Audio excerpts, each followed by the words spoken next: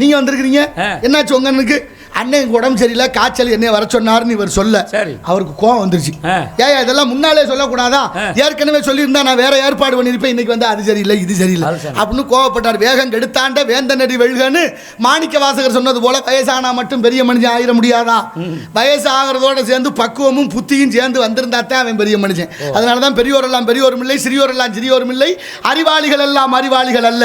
பிறர் உயிர் படும் துன்பம் கண்டு யார் இறங்குகிறானோ அவன் தான் உண்மையான அறிவாளி என்று எங்க ஐயா வாரியார் சுவாமிகள் சொல்லுகிறார்கள்.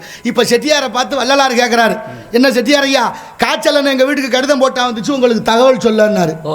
பாய் பேச முடியாதுல்ல, வந்த வேலையை பாருங்கன்னாரு. பெரிய புராணம் படிக்க வந்தாரு, படிங்கன்னாரு. 1 மணி நேரம் பெரிய புராணம் படிச்சாரு, நேரம் போனது தெரியல. இப்ப சொன்னாரு சோமு செட்டியாரு, ஐயா ராமலிங்கம், நாளைக்கு நீங்களே வந்துருங்க, உங்க அண்ணனை வர வேண்டாம்னு சொல்லுங்க. அண்ணன் வரலன்னு கோவப்பட்டவர், கடைசியா அவரே வாயாலேயே சொல்லிட்டாரு வர வேண்டாம். சொல்லிட்டு சொன்னாரு, வரும்போது நடந்து வந்தீங்க,